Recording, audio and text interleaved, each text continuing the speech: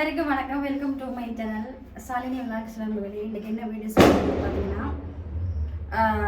2 பேர் கேட்டிருந்தாங்க, அக்கா நீங்கள் இருக்கிற வீடு வந்து வாடகை காசு எவ்வளவு, எவ்வளோ அட்வான்ஸ் காசு அப்படின்னு கேட்டிருந்தாங்க. சொல்லிடுறேன், எல்லாம் சொல்கிறதானே, இது என்ன பெரியதப்பா ஏற்கனவே சொன்னதானே, ஏற்கனவே சொன்னேன் வாடகை இருக்குன்னு சொன்னேன். எவ்வளோ அட்வான்ஸ் எவ்வளோ வாடகை காசு கொடுக்குன்னு கொஞ்சம் நான் சொல்லவே இல்லை. உங்களுக்கு சொல்கிறேன், நாங்கள் வந்து இது வரைக்கும் நான் சொல்லிக்கிறேன். இது வந்து உங்களோட சொந்தம் தான், என்ன சொந்தக்காரங்க தான் விட்டுருக்காங்க. நாங்கள் வந்து வாடகை கொடுத்துட்ருக்கோம், சொந்தக்காரங்க விட்டாங்க வாடகைக்கு, நாங்கள் வாடகை காசு கொடுத்துருக்கோம். வாடகை காசு வந்து 4000, ஓகேவா, ஒரு மாதத்துக்கு 4000. அட்வான்ஸ் காசு வந்து 15000 கொடுத்துட்டு அட்வான்ஸ் காசு கொடுத்துட்டு தான் உள்ளே வந்தோம். இப்போ ஒரு மாதம் 20 கொடுத்துட்டு இப்போ வந்து ஒரு மாதமும் ஆகுது, ஓகேவா. இதுக்கு முதல் வந்து அப்பார்ட்மெண்ட் இருந்தோம் சொன்னல, அங்கேயும் இப்படி தான் 4000 வாடகை காசு, அட்வான்ஸ் காசு 15000 கொடுத்தோம். அங்கே வந்து அவங்க எங்களுக்கு அந்த இடத்துக்கு வீடு கொடுத்தாங்க, ஓகேவா. அவங்களுக்கு வந்து குறை சொல்ல முடியாது. அந்த வீடு வந்து என்ன சொல்கிறேன்னா, எனக்கு வந்து ஒத்துக்கலை, அவ்வளோதான், வேறு ஒன்றும் இல்லை, ஓகேவா. அந்த சொல்கிறதுக்குலாம் எந்த ஒரு நல்ல வீடு வசதியாக தான் இருந்துச்சு. ஆனால் வந்து வெயிலுக்குள்ளே எனக்கு அது வெயில் வந்தாலே வீடு ஒத்துக்கலை. எப்போவுமே வெயில் வந்தால் எங்கள் வீட்டில் இப்படி தான், ஆள் ரொம்ப வெயில் அடிச்சுன்னா ரொம்ப மரங்கள் அப்படி இருக்குள்ள அங்கே போய் கதிரையை போட்டு இருப்பேன். அப்போ எல்லா இடம் வெயில் தான். இங்கே இன்னும் பரவாயில்ல, இங்கே வெயில் தான், சூடு தான், எப்போவுமே சூடு தான், வெயில் அடிச்சா சூடு தான், ஓகேவா. உண்மையை சொல்லப்போனால் எங்களோட பட்ஜெட் 4000. நான் இலங்கையிலேருந்து இந்தியாவுக்கு வரும்போது எவ்வளோ நான் சொன்னேன், இவ்வளோ பட்ஜெட்டுக்கு 5000, 6000, ஒரு 4000 இவ்வளோதுக்கு பட்ஜெட்டுக்கு வாடகை வீடு பார்ப்போம். இப்போ வந்து அந்த வீடு எடுத்துக்கொண்டு சொந்தமாக வீடு கட்டுவோம், சொந்தமாக வாங்குவோம் அப்படின்னு சொல்லியிருந்தேன். அதே மாதிரி வீடு வந்து வேறு வந்து யாருமே வந்து நாங்கள் வீடு தேடல, ஆன்லைனில் தான் வீடு தேடினார். முதல் சொன்ன அப்பாயின்மெண்ட் அது வந்து ஆன்லைனில் தேடினார். அங்கேருந்து வந்து ரூம் எடுத்து தங்கிட்டு ரூமில் இருந்து லேப்டாப்பில் ஆன்லைனில் பார்த்து வீடு எடுத்தார். புரியுதா, வீடு எடுத்து தான் அந்த வீடுக்கு போனோம். அங்கேருந்து வீடு வரும்போது வீடு சித்தப்பா வந்து என்ன பண்ணார், ஓகே எனக்காச்சு, எனக்கு இந்த வீடு வாங்கி கொடுத்தாரு. என்ன சொல்கிறது, இதே சொந்த வீடாக இருந்துச்சுன்னு சொன்னால் இந்த வாடகை காசு அட்வான்ஸ்லாம் தேவையில்லை.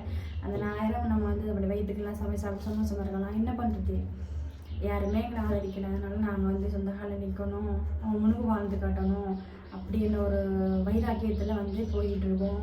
போய் சீக்கிரம் நாங்கள் நல்லா போடுவோம், ஆசீர்வாதம், ஓகேவா. எல்லோரும் சொல்கிறீங்க, நீ கல்யாணத்துக்கு முன்னுக்கு ரொம்ப நல்லா இருந்த இதாக இருந்த, இப்போ ரொம்ப மாட்டேன் அப்படின்னு சொல்கிறீங்க. அது சரிதான், ஓகேவா. நான் சின்ன வயசில் ஒரு மாதிரி இருந்தேன், வளர்ந்தன ஒரு மாதிரி இருந்தேன், கல்யாணம் கட்டணும் ஒரு மாதிரி இருக்குவா.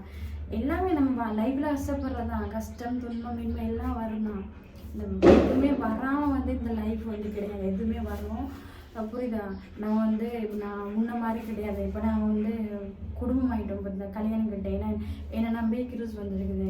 நான் அவரை நம்பி நான் போயிட்டேன், ஓகேவா.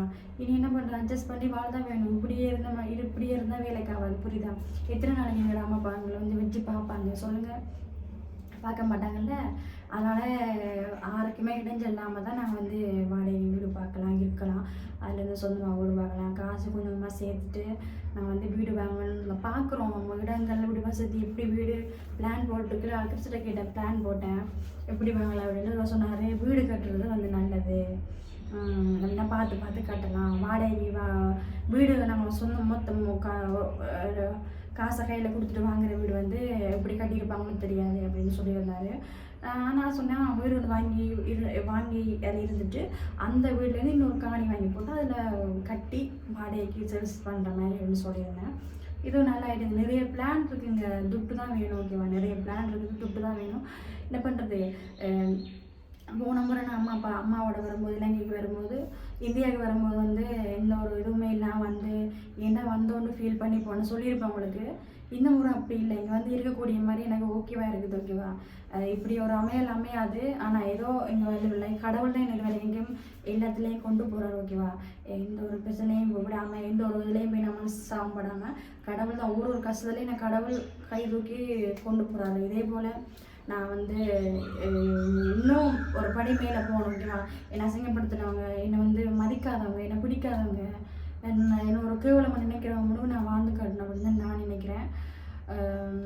நீங்கள் வந்து இந்த வீடியோஸை பார்த்தாலும் சில வந்து தென்னாய் கமெண்ட் பண்ணோம். நிறைய பேர் ஸ்ரீலங்காக்காரவங்க வந்து என்னை வந்து பேட் வேர்ட்ஸ், என்னை பிடிக்காம இலங்கை பொண்ணுக்கு இப்படி ஒரு இதா அப்படின்ட்டு அந்த ஒரு பெரிய இதெல்லாம் சாதிக்கிற விஷயம்லாம் இல்லை, புரியுதா.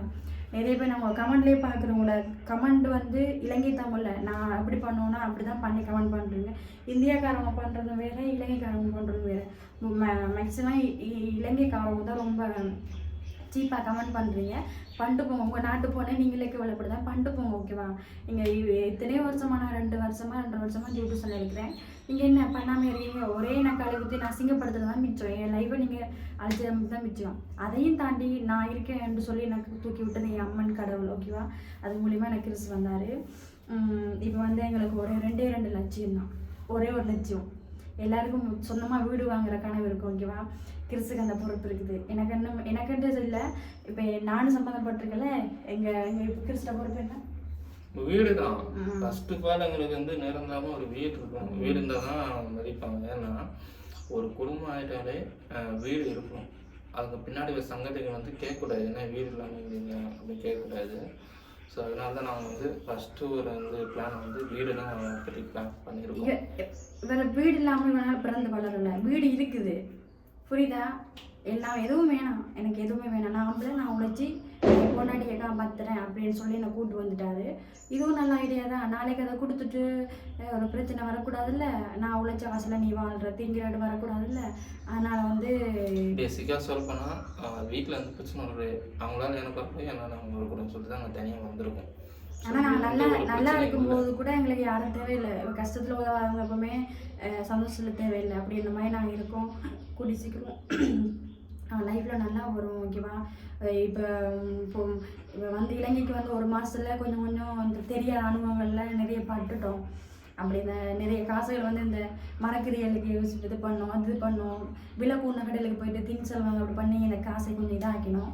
இப்போ வந்து ஒரு படியாக தெரியுது, இப்படி போனால் அப்படி பண்ணலாம், அப்படி வந்தால் இப்படி பண்ணலாம் அப்படின்ட்டு.